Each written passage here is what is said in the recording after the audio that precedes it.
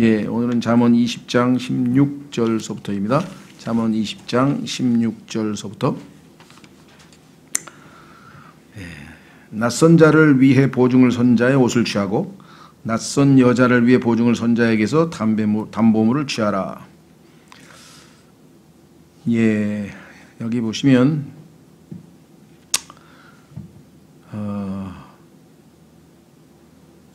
이 16절의 두 번째 문장에 보면 낯선 여자를 위해 보증을 선 자에게서 담보물을 취하라 이렇게 되어 있는데, 이게 그런 번역인지 낯선 여자를 위해 보증을 선 자를 담보물로 취하라인지 후자의 번역일 가능성이 좀 있는 것 같아요. 왜냐하면 이게 다른 분들의 이렇게 문법적 번역을 보니까 여기서 지금 에게서라고 하는 것이 제가 볼 때는 조금, 그래서 지금 번역이 우리말로는 좀 확실치가 않습니다. 다 번역마다 조금씩 달라요. 그래서 많은 사람들이 좀 어려워하는 것 같아요. 그래서 주석서나 이렇게 책을 봐도 여기 와서 이렇게 뚜렷하게 설명을 잘 못하고 앞에서도 이 소위 말하면 보증에 대한 얘기가 반복되어 나왔기 때문에 그것에 근거해서 봤을 때에는 보증을 쓰게 되면 더군다나 아는 사람도 아니고 여기 낯선 자라 그랬잖아요. 그러니까 모르는 사람에게 낯선 자에게서 보증을 섰다가 그 사람이 그냥 책임도 안 지고 가버리면 결국은 이 소위 말하면 자기만 그 해를 입는 것이 되겠죠. 예, 그래서 그리고 두 번째는 본인이 자신을 담보로 맡길 경우에는, 본인이 자기 자신을 담보로 맡길 경우에는 더더군다나 더 큰 손해가 있게 될 것입니다. 그래서 이 보증이라고 하는 것은 자기가 아예 책임을 진다는 각오하에, 예를 들면 보증 섰을 때 내가 전혀 돌려받지 못해도 책임을 지겠다, 상관없다, 그렇지 않은 경우에는 함부로 섰다가는 아주 낭패를 당하기 십상이고, 이에 대해서 성경의 잠언에 벌써 몇 번에 걸쳐서 강조하고 있는 것을 보게 됩니다. 대부분 보면 보증을 서주고 싶어 하는 사람이 어디 있겠습니까? 자기가 봤을 때 너무 딱하니까 인정에 끌려서 보증을 쓸 때가 있는데, 그것 때문에 평생을 아주 정말 고통 가운데 지낸 사람들이 뭐 한둘이 아닙니다. 정말 너무나 그 안타까운 사연들이 이렇게 방송 같은 데 보면은요, 거의 15년 동안을 그 자기가 보증 쓴 거 갚느라고 그 15년간을 자기가 번 월급에서 자기의 생활비 딱 빼고 다 이렇게 차압당해서 그 15년 마무리 지으면서 이제 벗어납니다 하고 글을 올린 걸 보면, 야, 우직하긴 우직하죠. 그렇죠? 그런데 이게 자기가 책임지지 못할 일을 저질렀으니 어떻게 하겠습니까? 모르겠습니다. 요즘에는 이제 뭐 구제 방법이 좀 있는지 모르겠고, 그다음에 우리나라도 이와 같이 너무나 큰 피해가 있기 때문에 이 보증에 대해서 보증보험이라든가 이제 국가 공적 기관에서 이제 책임을 지고 개인적인 보증은 이제 안 쓴다고 하는데, 얼마 전에 뭐 여러분들은 아시는 분이 계실지 모르겠는데, 우리나라에서는 그 벤처의 창업자, 벤처의 아주 이 최초의 기업을 메디슨이라고 하는 의료기기 회사를 만들고, 그 다음에 정말 그 코스닥 시장을 만들어서 벤처라고 하는 것이 어떤 사업이 우리나라에서 토대를 마련하게 하는 그러한 아주 공을 세운 대단히 아주 알려진 유명한 분이신데, 나이가 66밖에 안 됐는데 얼마 전에 자다가 부정맥으로 심장마비로 죽었어요. 근데 아마 관심 있는 분들은 뭐 이민화 씨라고 아주 유명한 분이신데, 카이스트 교수, 석좌 교수였는데 하여간 그렇게 갑자기 자다가 이렇게 죽었다고 그래서 하여간 참 안타까운 일이 벌어졌었는데요. 그분이 방송에 나와서 한번 그러더라고요. 그러면서 제가 빚이 500억입니다. 500억. 그래서 왜 그러냐니까 이 보증 쓰느라고 대표이사가 사인을 안 하면 보증을 안 써주니까, 융자를 안 해주는데, 그 회사가 융자를 해야 다음 투자가 이루어지고 그래야 회사가 진행이 되니까 그냥 대표이사가 했는데, 그때 IMF인가 뭔가 터져가지고 아주 정말 다 함몰이 돼서 회사도 부도나고 아주 일생을 바쳐서 세워놨던 모든 게 다 날아갔는데 그래도 아마 워낙 사회적으로 쓸만한 분이기 때문에 카이스트 교수도 가고 이 500억 아마 이 그 빚은 그냥 상징적으로 남아 있는 것 같아요. 갚을 수가 없는 돈이잖아요, 그거는. 예. 그런 걸 보면서 하여간 이 보증이라는 것이 얼마나 참 사람에게 위험한가. 자, 그래서 뭐 여러 번 나왔었고요. 그다음에 17절 속여서 얻은 빵이 사람에게 달지만 나중에는 그의 입이 자갈로 가득하리라. 그렇습니다. 옳지 않은 방법으로 취한 어떤 재산상의 이득이라든가 요즘에 소위 말하면 허위 광고를 통해서 속임수로 해가지고 돈을 번다든가 아니면 뭐 보이스피싱을 해서 돈을 번다든가 아니면 하여간 사기를 쳐서 하여간 뭔가 옳지 않은 방법으로 여기 나와 있지만은 속여서 얻은 빵이 사람에게 달지만 공짜로 얻었으니까 좋아하겠죠. 그런데 그것의 대가는 나중에 반드시 치르게 된다. 왜? 하나님께서 다 보고 계시기 때문에 하나님은 우롱당하지 않으신 분이기 때문에 거기에 대해서는 당장이 아니더라도 언젠가는 거기에 대한 대가를 치르게 되는 것이겠죠. 자, 갈라디아서 6장 7절로 가보겠습니다. 갈라디아서 6장 7절.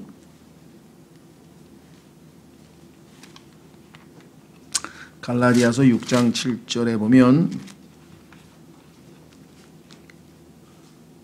속지 말라. 하나님은 조롱당하지 아니하시나니 사람이 무엇을 심든지 또한 그것을 거두리라. 이렇게 분명하게 말씀을 하고 있고요. 그래서 구약에서뿐만 아니라 신약에서도 여러 군데에서 얘기를 했는데 한번 그 장로, 감독의 자격 요건 디모데전서 1장 7절 디모데전서 1장 7절에 보면은 교회의 리더십을 형성하는 감독이 되려면 장로들 중에서 감독을 선임해서 그가 교회를 다스리는 책무를 맡기게 되는데 그 감독의 자격 요건 중에 하나 보면은 뭐라고 되어 있느냐 이렇게 되어 있습니다.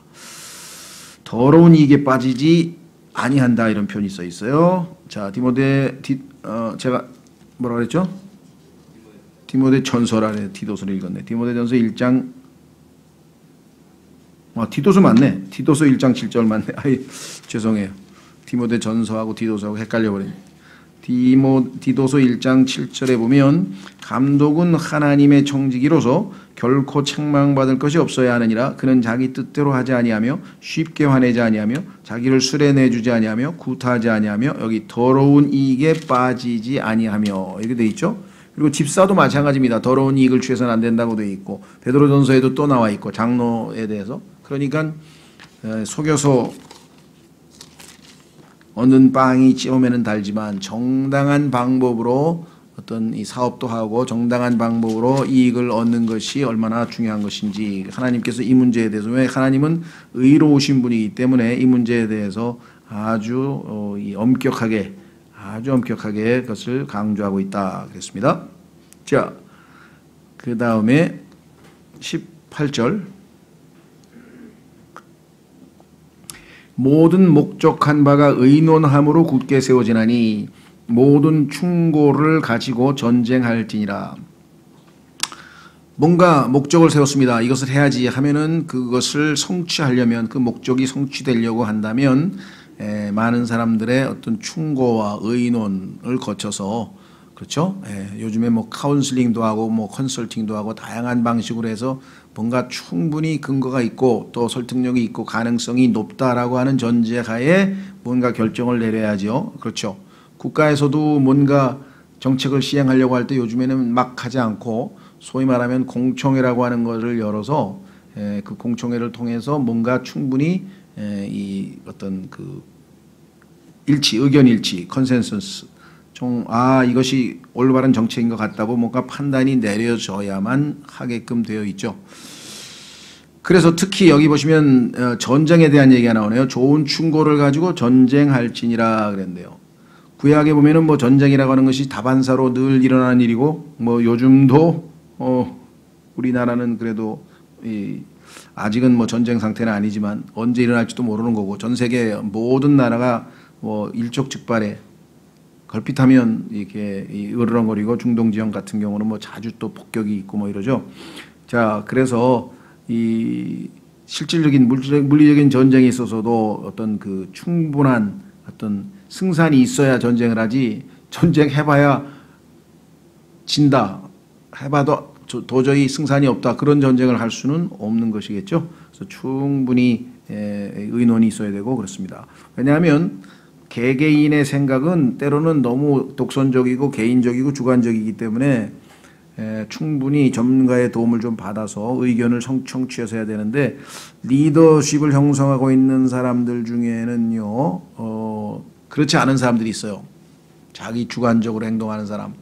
대표적인 케이스가 이 히틀러가 독일 장군들의 조언을 듣지 아니하고 아프리카 침공이라든가 이런 결정을 내려서 결국은 멸망을 자초한 그러한 것도 있고요. 그 다음에 그 우리나라와도 관계되죠. 해리 트루먼이라고 하는 대통령이 맥아더 장군의 조언을 듣지 않고 이 중공군이 쳐들어왔을 때 중국의 폭격을 허락하지 않아서 다 이긴 전쟁을, 다 북쪽까지 다 올라갔잖아요. 다 이긴 전쟁을 놓친 것은 이 해리 트루먼의 어떤 결정적인 실책이었는데, 그것 때문에 지금까지 지금 몇십 년 동안 얼마나 많은 사람들이 생고생을 합니까?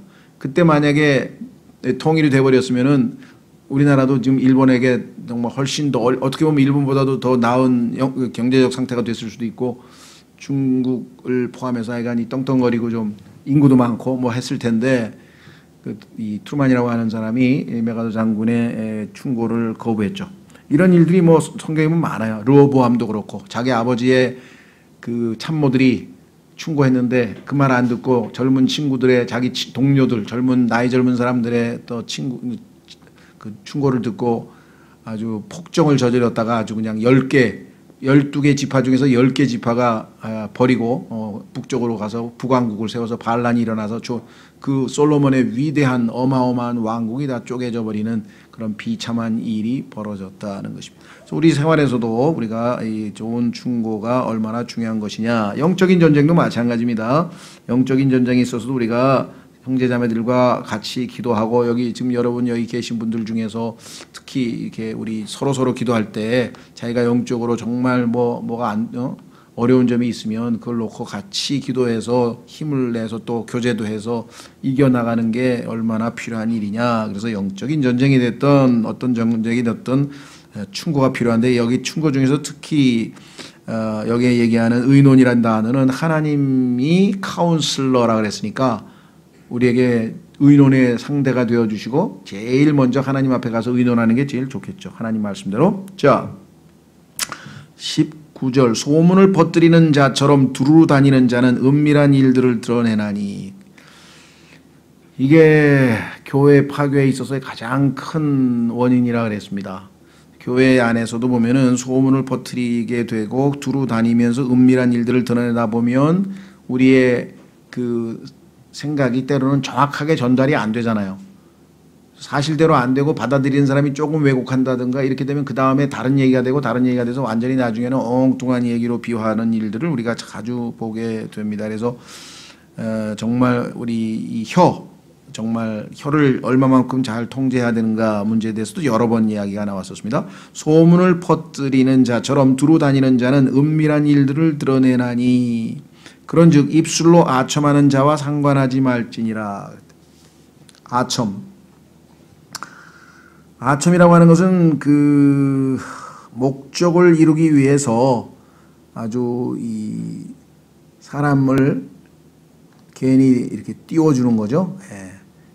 자기 속으로는 그렇게 인정하지 않는데도 불구하고 겉으로는 그 사람에게 좋은 이야기하고 듣기 좋은 소리만 해서 사람의 환심을 사서 자기가 원하고자 하는 목적을 성취하려고 하는 것들 같은 경우, 그렇죠? 진급을 해야 된다면 자기 상사가 평소 때 마음에 안 들었는데도 불구하고 상사에게 가서 아주 온갖 아첨을 해서 정말 훌륭하시다고 막 이렇게, 그런 일들이 뭐 이 사회에서 얼마나 비일비재하게 있을 수 있느냐. 근데 입술로 아첨하는 자와는 상관하지 말라고 성경에서 분명하게 얘기를 했습니다. 성경에 보니까 아첨을 제일 잘하는 사람은 이 적그리스도인데요. 적그리스도. 한번 확인해 보겠습니다. 나중에 이 적그리스도가 얼마나 아첨을 잘하는지 그 아첨으로 이제 전 세계를 완전히 장악하게 되는데요. 다니엘서 11장에 3번에 걸쳐서 아첨하는 적그리스도의 모습이 나와 있습니다. 다니엘서 11장으로 가시면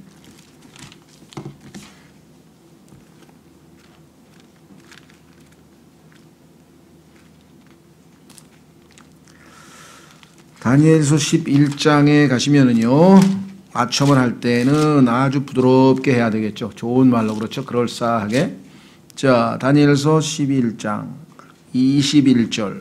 다니엘서 11장 21절. 또 그의 영토에서 한 비천한 사람이 일어날 터인데 그들이 그 왕국의 존귀를 그에게 주지 아니하리라. 그러나 그가 평화로이 들어와서 아첨하는 말로 그 왕국을 얻을 것이며, 아첨하는 수법을 쓴다. 그 다음에 32절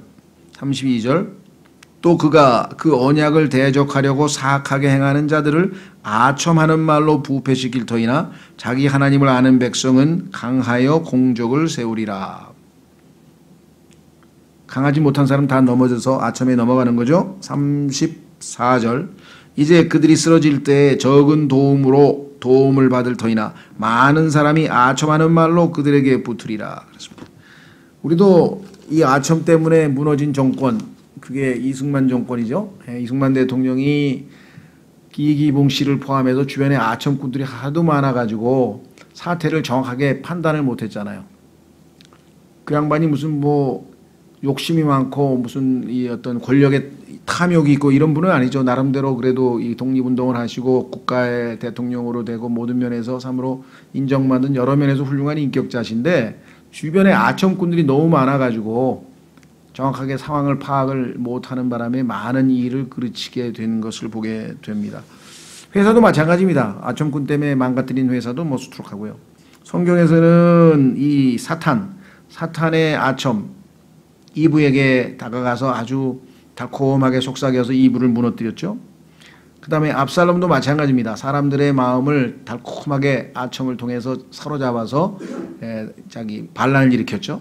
또 사도행전 24장에 보면요, 유대인들이 이 펠릭스 총독에게 아첨하는 장면이 나와요. 한번 읽어보겠습니다. 아첨 내용이 써 있으니까 한번 보겠습니다. 사도행전 24장에 가면은요, 바울을 체포하기 위해서 왔는데 그 바울을 보호하고 있던 펠릭스라고 하는 당시의 유대 총독이죠. 총독한테 고소를 합니다. 그 고소하는 내용 중에 보면은 앞부분은 아첨으로 돼 있어요.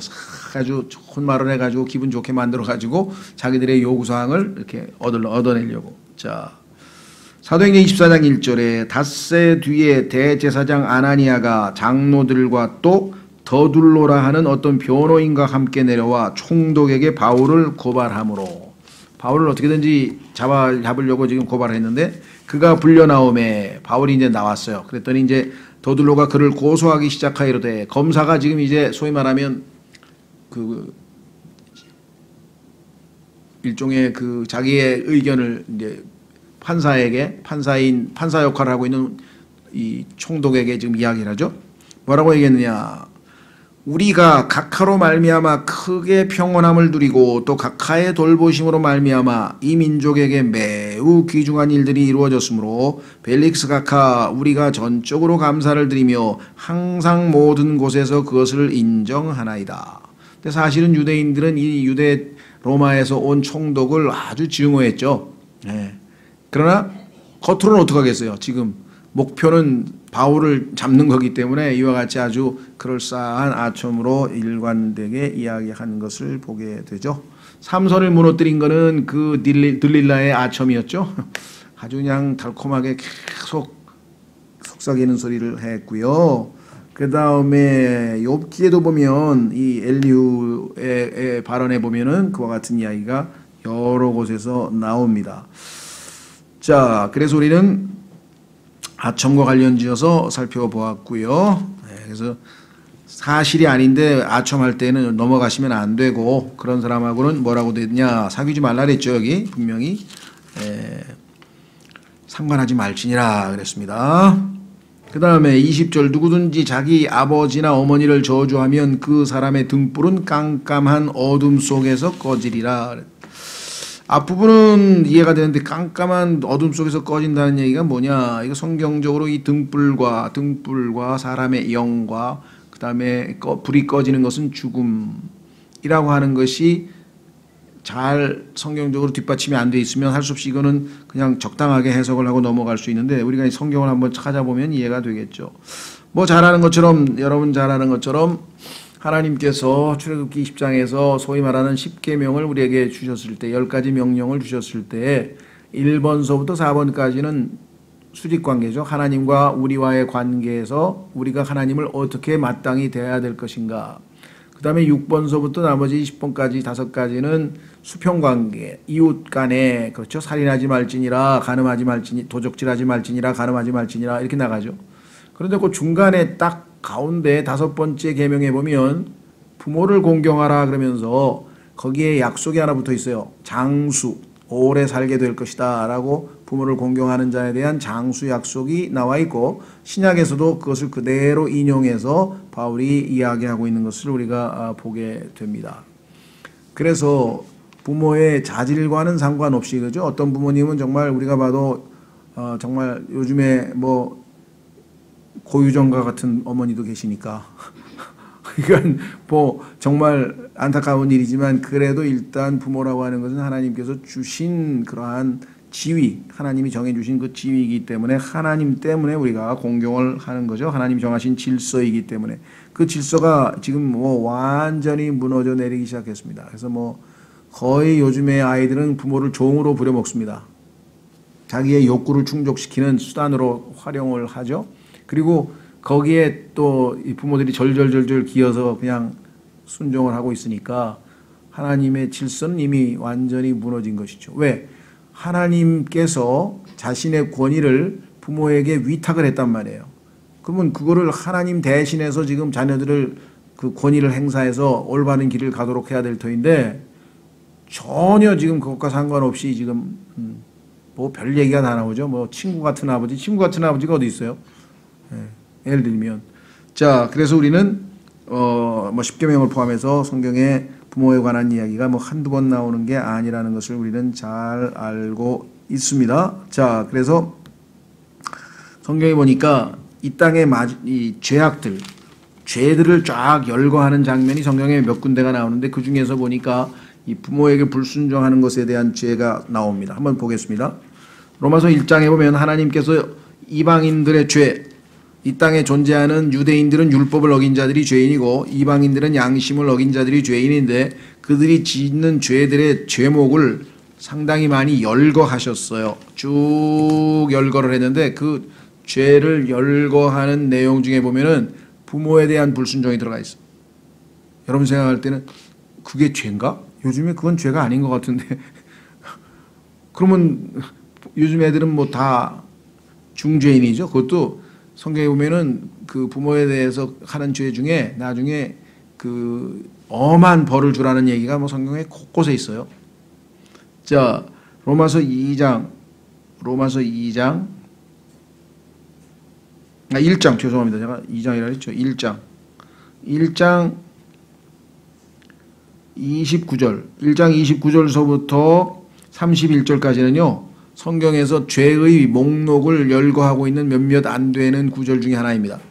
그래서 그 죄의 목록을 열거하고 있는 구절들을 다 합하면은 죄가 한 105가지가 나온다 그래요. 성경에는 나오는 죄목이 한 105개 정도 되는데 자 보십시오. 그들은 곧 모든 불의와 음행과 사악함과 탐욕과 악의로 가득하며 시기와 살인과 논쟁과 속임수와 적개심으로 가득하고 수군수군하는 자요 뒤에서 헐뜯는 자요 하나님을 미워하는 자요 업신여기는 자요 교만한 자요 자랑하는 자요 악한 일들을 꾸미는 자요 부모에게 불순종하는 자요.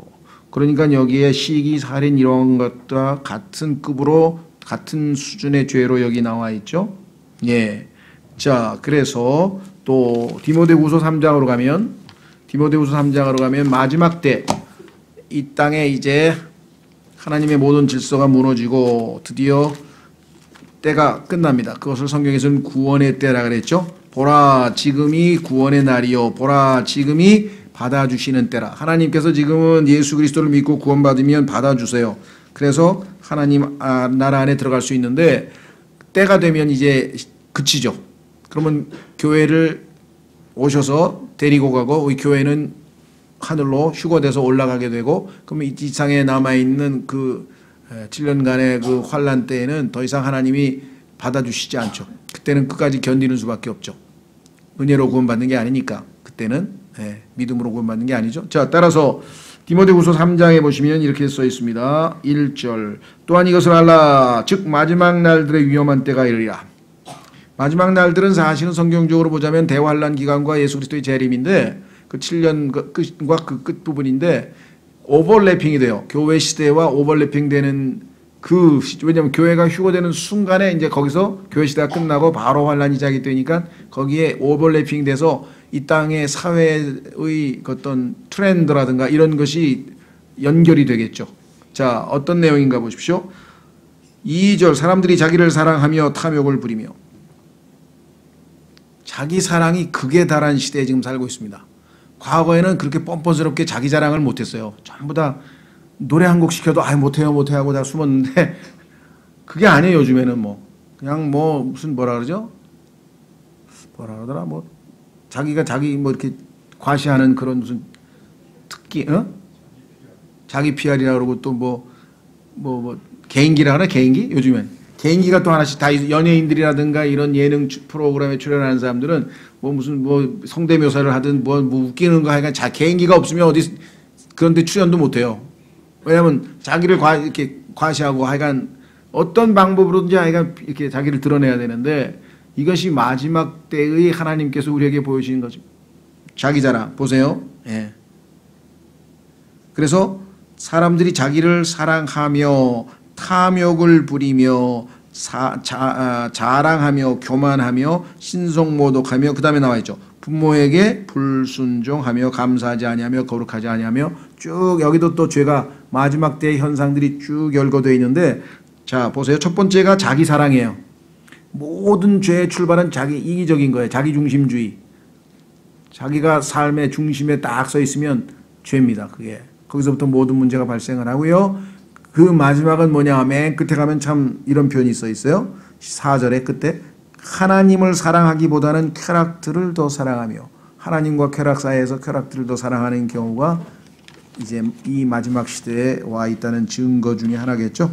자, 다시 돌아옵니다. 그래서 우리는 부모 공경에 대해서 하나님께서 강력한 말씀을 하셨는데 그 끝부분에 뭐라고 되어 있느냐? 등불, 그 사람의 등불은 깜깜한 어둠 속에서 꺼진다. 그런 성경에 보니까요. 이 등불에 대해서는 우리가 성경 몇 구절만 잘 찾아보면은 어렵지가 않습니다. 왜냐하면은 우리 시편에 보면은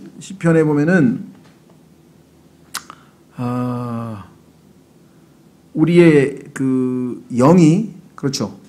우리의 영이 등불이라. 그래서 하나님께서 우리의 영을 통해서 우리의 속마음을 쫙 비춰서 보시게 된다. 이렇게 되어 있습니다. 그래서 등불이라든가 우리 안에 있는 빛이라든가 그 다음에 우리의 영이라든가 그 다음에 그것이 몸에 비춘 눈이라 그러죠. 눈으로 우리가 확인하는 것. 이런 모든 관계를 성경으로 딱 엮어서 설명을 해보면 여기서 등불이 꺼진다는 얘기는 죽는다는 거죠. 영이 이제 그 역할을 다 하고 죽게 된다라고 하는 의미라는 것을 우리가 알 수가 있습니다. 그래서 빛, 등불, 영 이것들을 성경에서 연결시켜서 확인을 해보면 충분히 그게 죽는다는 뜻이구나. 그렇죠. 심판받는다는 뜻이구나. 그렇습니다. 그 사람의 등불은 깜깜한 어둠 속에서 꺼지리라. 구약에서도 아버지를 저주한 자는 죽이라고 한 것이 정확하게 해석이 되고 있죠.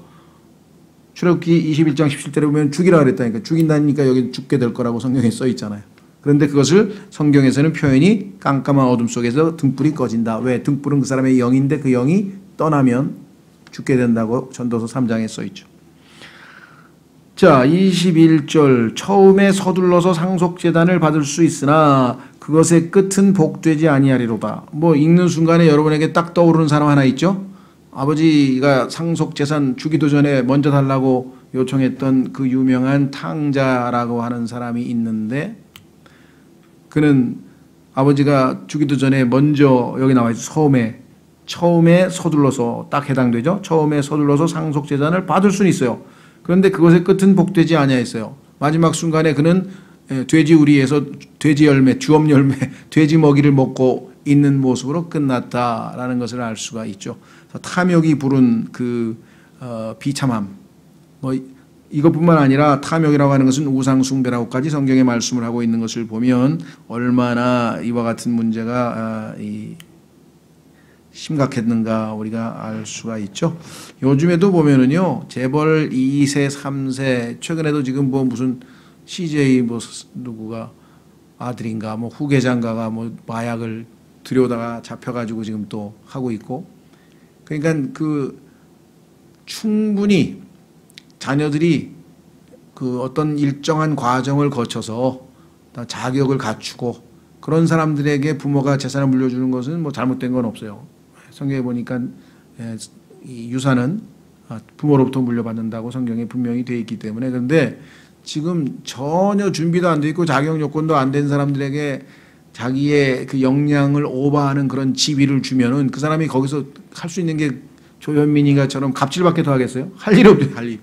뭘 알아야 업무를 제대로 파악도 못할 것이고, 하여간 자기가 어떤 그런 이 주인이라고 하는 의식 때문에. 그래서 철저하게 어떤 과정을 거쳐서, 그리고 뭐 우리 유명한 유한양행을 창립했던 유일한 같은 박사 같은 분은 한 푼도 자손들에게 안 줬잖아요.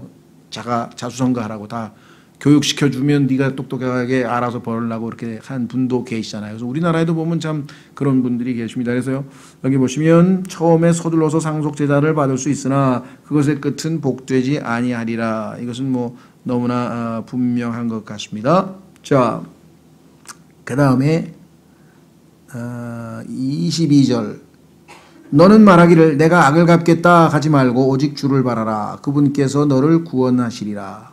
성경에 보니까 주님께서는 원수를 악으로 갚지 말고 원수를 갚지 말라라고 하는 내용이 여러 곳에서 나오죠.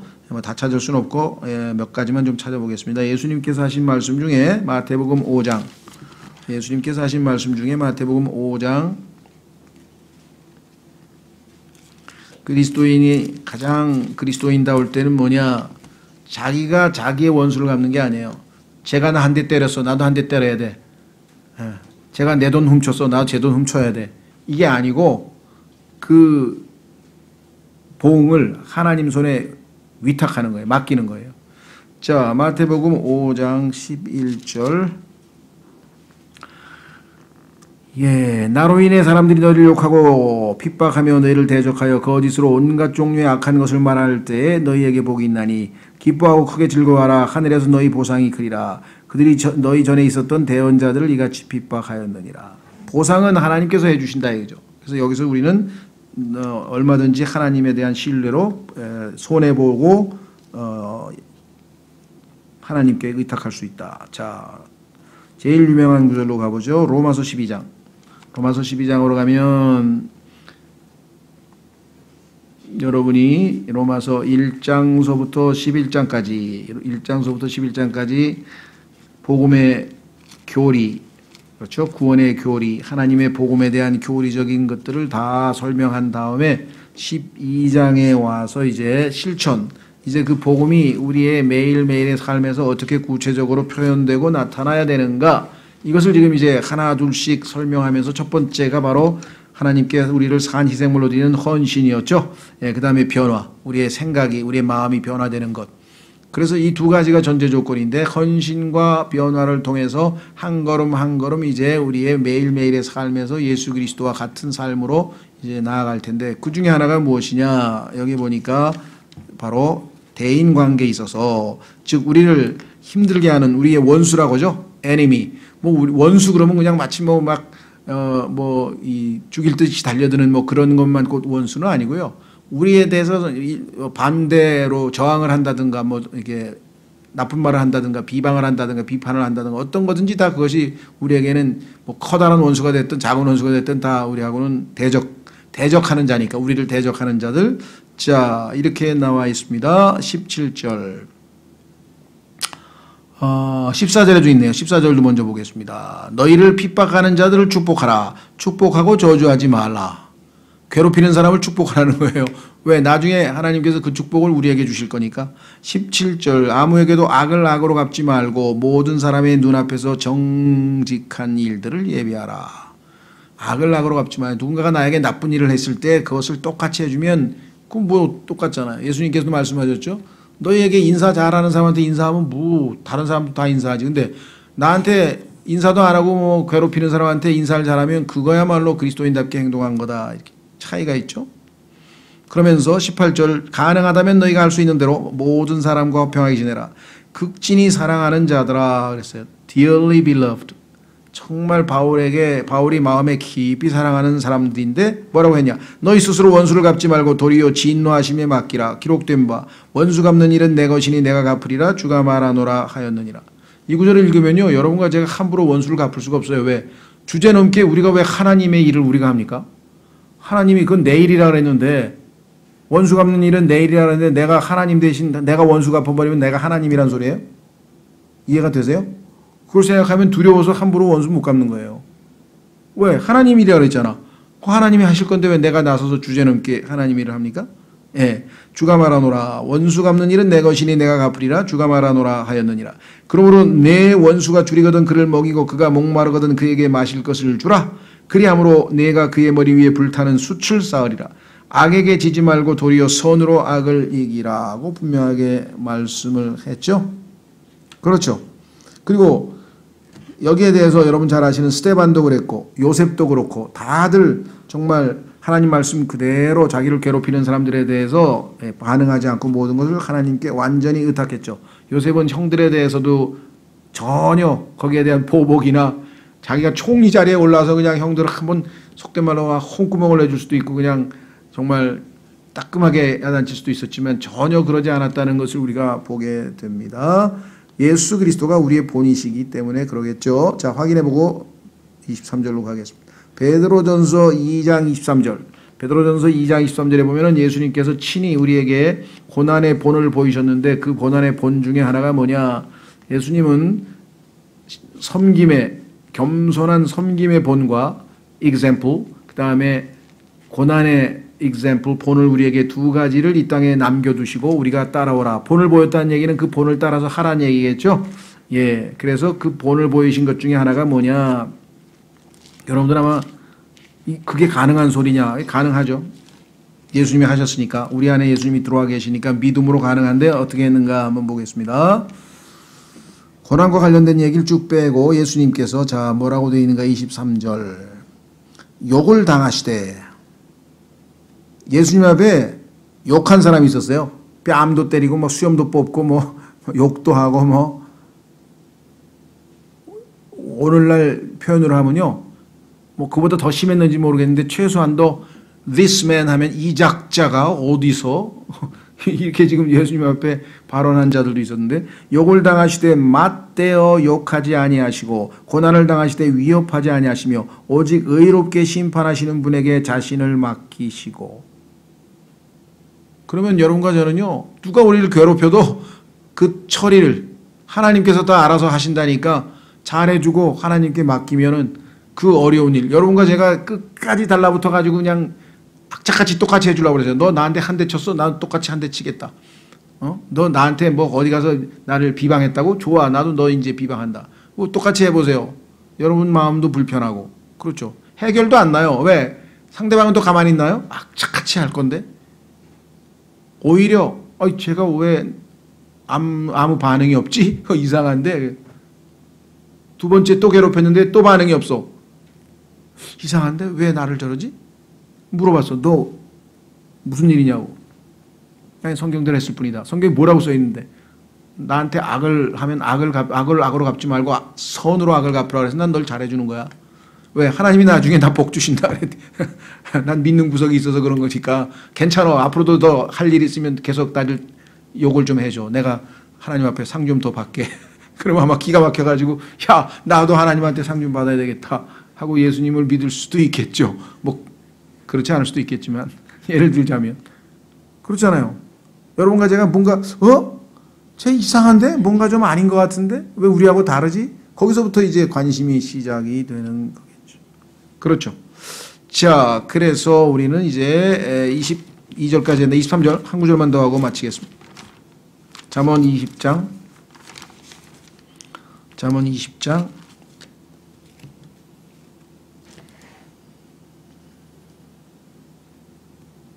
23절 서로 다른 추는 주께 가증한 것이요 거짓된 저울은 좋지 못한 것이니라. 이 얘기는 지금 벌써 몇 번째 나왔죠?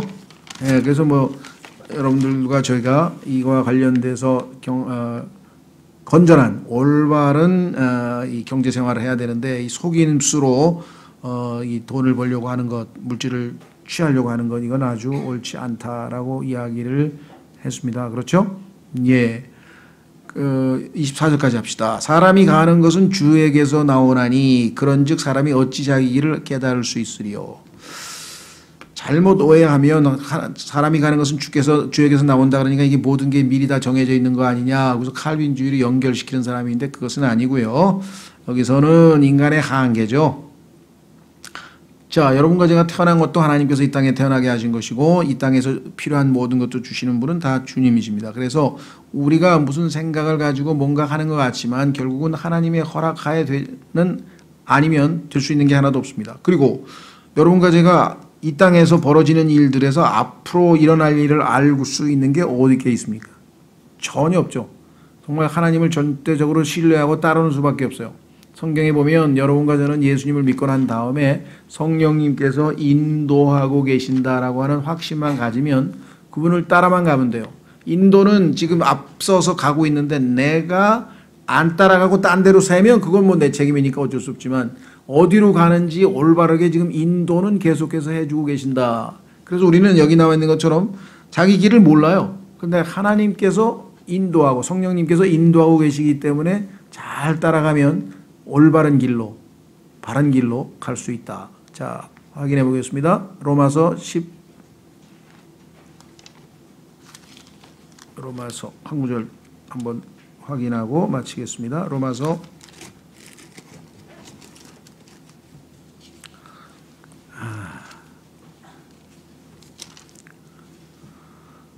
8장이네요. 로마서 8장.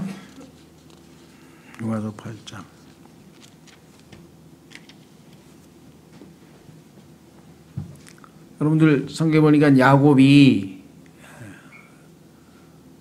라반으로부터 하나님께서 그렇게 잘 지켜 보호해서 자기가 큰 부자가 돼가지고 아내 4명을 거느리고 자녀를 11명이나 거느리고 고향으로 금이 환영할 줄을 어떻게 알았겠어요?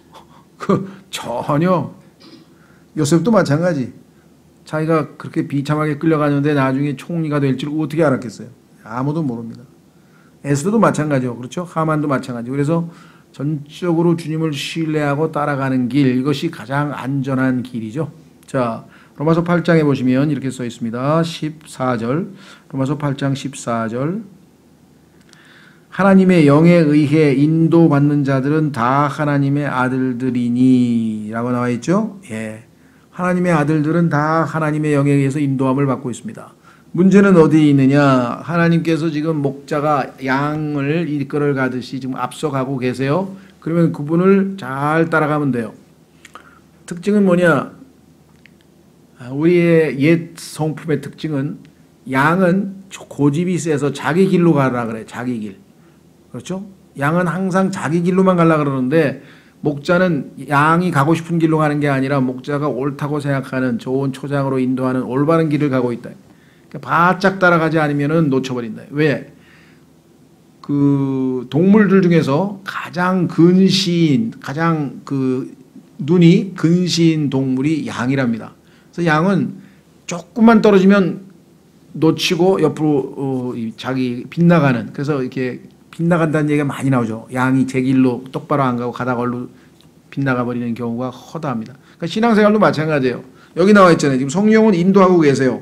어떤 분들은 이거를 또 잘못 해석을 해가지고 하나님의 영의 인도함을 받는 자들은 다 하나님의 아들들이니 그랬더니 너 하나님의 영의 인도함을 받느냐 그랬더니 어떤 사람이 생각할 때 글쎄요, 난 자기 삶에서 지금 하나님께서 인도하고 계시는 게 무슨 체험적으로, 예를 들면 뭐 오늘 뭐 친구를 만나는데 뭐 무슨 말을 할까요 하고 뭐 자기가 뭐 이렇게 했는데 뭐 응답을 받아서 뭐 어떤 그런 하나님이 실질적으로 삶에서 매우 친근하게 밀접하게 간섭하는 어떤 그런 체험을 하고 있느냐 이렇게 이해하는 사람이 있어요. 그건 전혀 아닙니다. 어떤 경우에 하나님께서 우리에게 그와 같은 체험을 주실 수도 있지만 일상적으로 하나님께서는 항상 지금 앞에 가고 계세요. 그러니까 우리는 따라가면 되는데 그것을 그런 체험이 있지 않으면 하나님의 아들이 아니다. 그러니까 넌 구원 못 받았다. 이렇게 해서 체험 없는 사람을 또 구원 못 받았다고 몰고 가는데 이 구절을 사용하는 사람들이 있어요. 그러니까 문맥에서 벗어나서 자 하나님의 자녀들은 다 성령님께서 우리 안에 내주하고 계시고 그 성령님께서 우리 안에서 세미한 음성을 들려주시죠.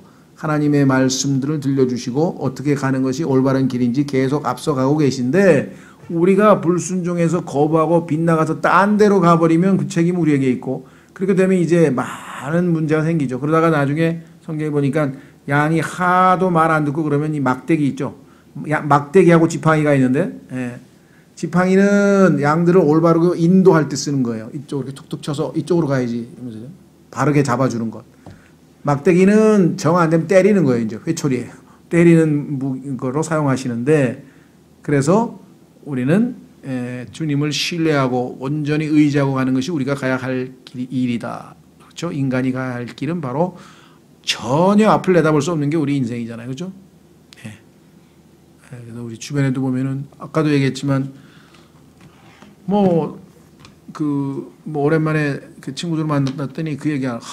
그 아까운 인재가 66세고요. 카이스트 지금 교수고요. 그다음에 우리나라의 AI 소위 말하면 이 4차 산업혁명에 있어서 최고의 특강을 해가지고 매 기업체마다 특강하러 다니고 한국을 앞으로 먹여 살릴 것이 무엇인지 알리고 카이스트 교수들 중에서도 최고로 아주 앞장서는 그러한 교수가 66세 아주 멀쩡한 이틀 전에도 강의를 한 사람이 밤에 자다가 부정맥으로 그냥 조용히 죽었어요. 그러니까 남들은 야, 그 고통 없이 죽어서 좋다 그런 사람도 있겠지만 그러나 그 사람이 할 일도 많고 앞으로 지금 얼마나 많았겠어요. 그렇죠?